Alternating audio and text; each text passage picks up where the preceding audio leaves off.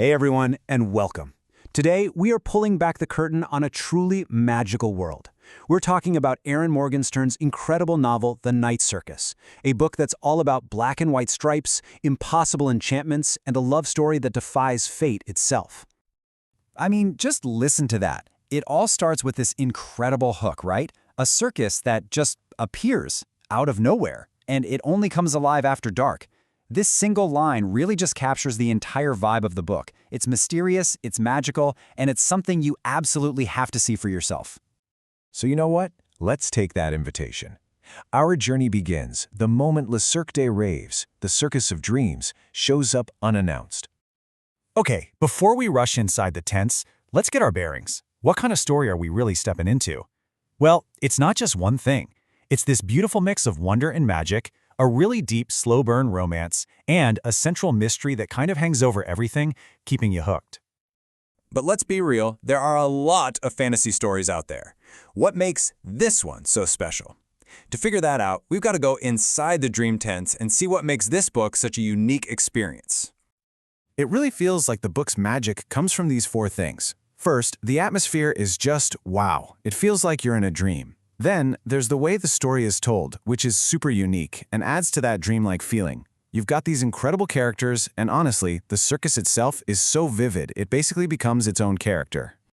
And this quote right here, it gets to the absolute heart of the writing. Morgenstern's style is so poetic and cinematic.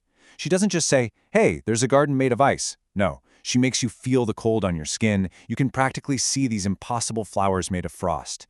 It's a full-on sensory overload in the best way possible. Now about that unique structure, the story doesn't just go from A to B. It jumps around in time, following different characters. And I know what you're thinking. That sounds confusing, but it's totally on purpose.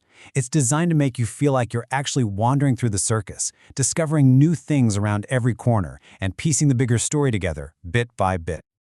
Okay, a magical circus is amazing, but what really makes a story sing is the people. So let's meet the two magicians right at the center of it all, the duelists. And here's the twist. This incredible, breathtaking circus, it's not just for show, it's an arena. Le Cirque des Rêves is the stage for a secret, high-stakes magical duel between our two main characters, Celia and Marco. Every single tent, every unbelievable illusion is another move in their game. So here's the core of the conflict. You've got Celia and Marco, trained their whole lives for this magical competition, bound to it by their mentors. But as they keep adding their own magical creations to the circus, they start to work together. They start to admire each other.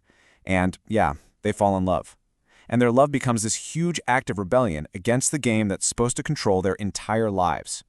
And it's not just about Celia and Marco. This world is filled with other fantastic characters. You've got the twins, Poppet and Widget, who are born in the circus and have these amazing abilities that end up being super important.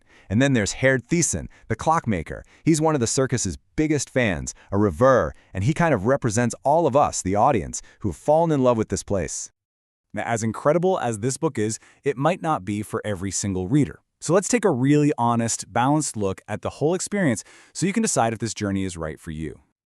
So here's the breakdown. The strengths are huge. The writing is just beautiful, the world building is fantastic, and the images from this book will stay with you, I promise.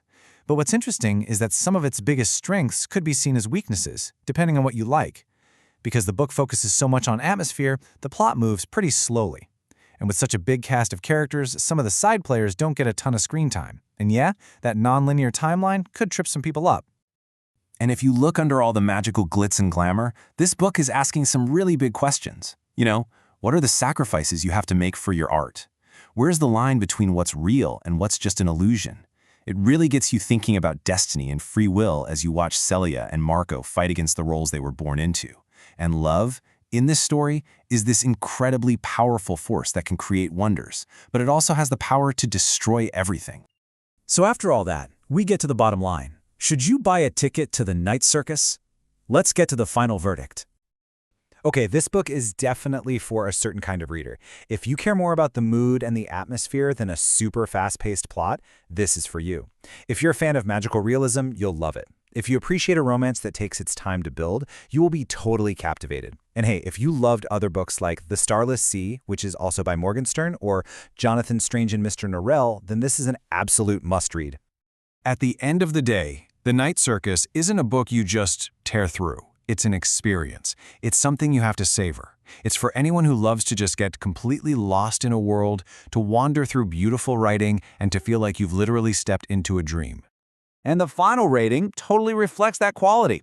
An absolutely stunning 4.7 out of 5. That's a huge testament to a novel that builds a world so real and so enchanting, you wish you could actually go. So I'll just leave you with this thought. The tents are up, the gates are waiting, and they only open at night. An impossible, magical world is waiting for you. The only question is, are you ready to step inside?